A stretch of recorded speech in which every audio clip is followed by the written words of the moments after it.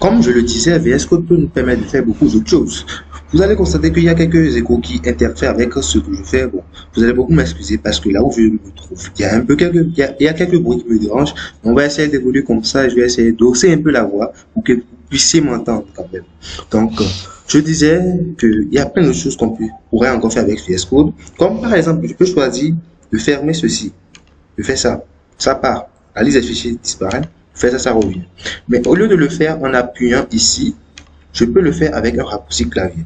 Ce raccourci clavier, c'est CTRL plus B. C'est CTRL plus B. Donc, je vais vous le mettre en commentaire.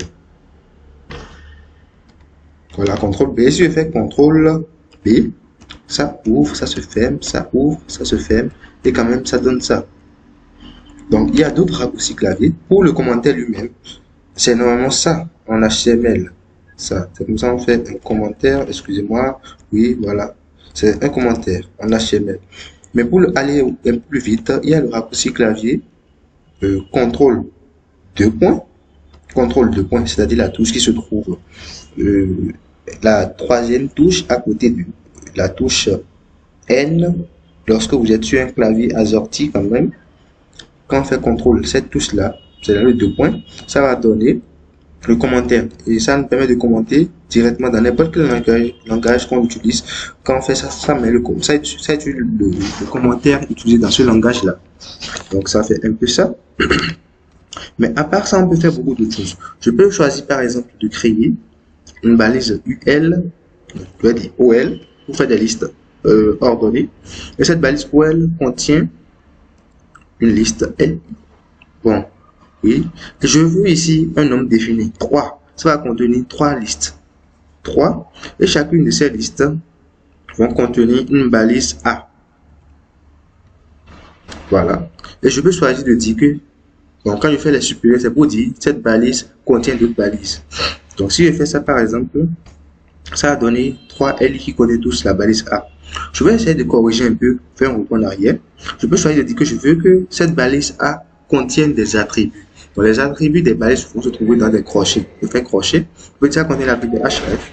Et l'attribut href contient en elle-même, par exemple, dièse, lien, pour dire que j'ai créé une encre.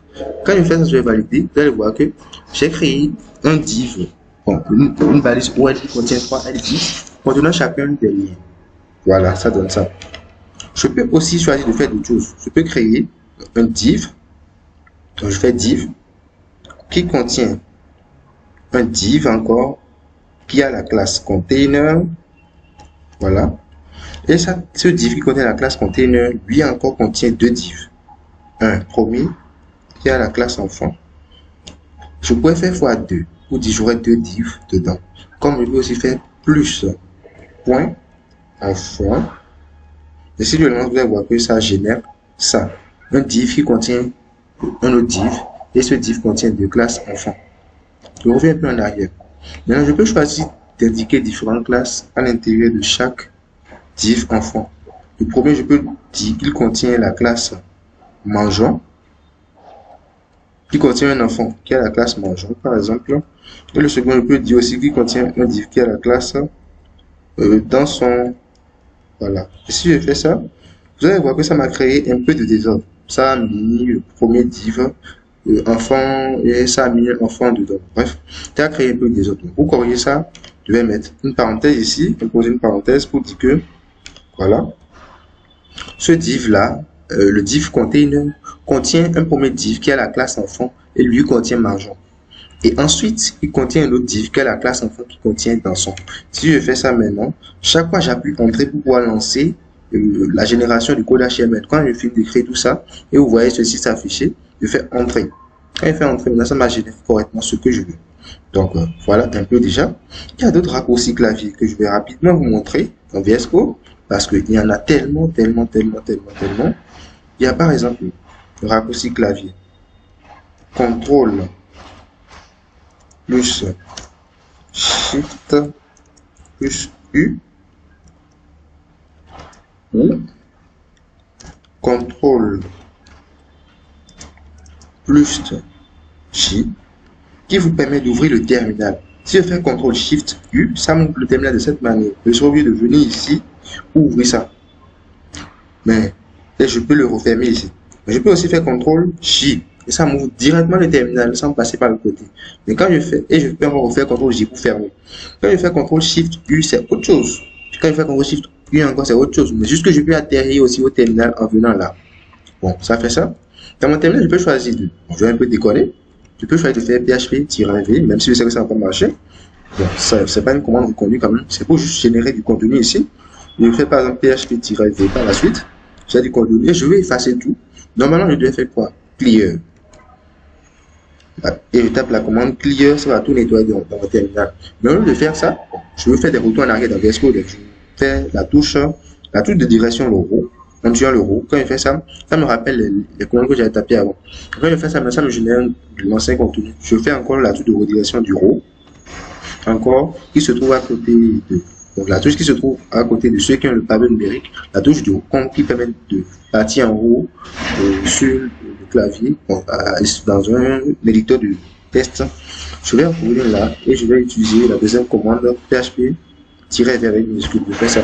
Maintenant, avant j'avais appuyé clear. Au lieu de faire clear, je peux utiliser le raccourci clavier CTRL L. Et ça joue le même mot que clear. Donc, CTRL plus L, faire clear. Ceci, ouvrir le terminal. Donc ça fait déjà assez de choses là. Je crois qu'il y a encore plein d'autres choses qu'on peut faire avec VS Code. Franchement, c'est fou, c'est fou, c'est fou. Je peux choisir de créer un div qui a l'ID main. Et dans ce div, j'ai un div qui a la classe container. Et ce div contient un autre div qui a la classe content title. Et aussi une autre classe content test. Le content test contient juste du test. Par exemple, test, danser, manger, chuchoter, n'importe quoi. Je lance. Vous allez voir que ça a créé un div qui a l'ID main et qui contient la classe container qui contient aussi deux autres divs.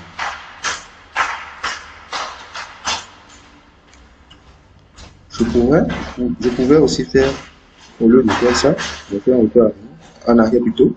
Je fais ceci, je copie ça, donc je vais faire ça, je refais la fermeture, je lance. Je peux aussi faire ça. Au lieu d'indiquer ici que je veux juste un div, je peux juste que je veux une balise section qui va contenir la classe main. Et si je veux la suite comme ça, si je lance, vous allez voir que je veux une balise section qui contient ça. Donc voilà la magie de VS Code. À part ça, je peux choisir aussi de faire autre chose. On peut utiliser les extensions dans VS Code. L'extension que je vais vous montrer ici, c'est l'extension Code Snap que vous pouvez télécharger. Je viens ici, je peux taper Code Snap. Je vois que ma connexion déconne un peu, c'est pourquoi l'extension ne s'affiche pas encore. Mais bon, moi je l'avais téléchargé. Je l'avais installé plutôt. Et ça se trouve dans la liste de mes extensions que j'ai installées. Voilà, c'est ici. Normalement, si vous ne l'aviez pas installé, quand vous allez rechercher, ça va venir. Vous aurez un petit bouton Install en bas. Vous appuyez, vous installez. Et après, pour démarrer votre VS Code, vous continuez. Donc, comme moi je l'ai déjà installé maintenant, vous allez voir que je peux copier des codes. Et bon, c'est parfois intéressant de faire ce genre de truc. Et pour pouvoir le lancer, je vais faire clic droit. Et il se trouve en bas ici, Code Snap.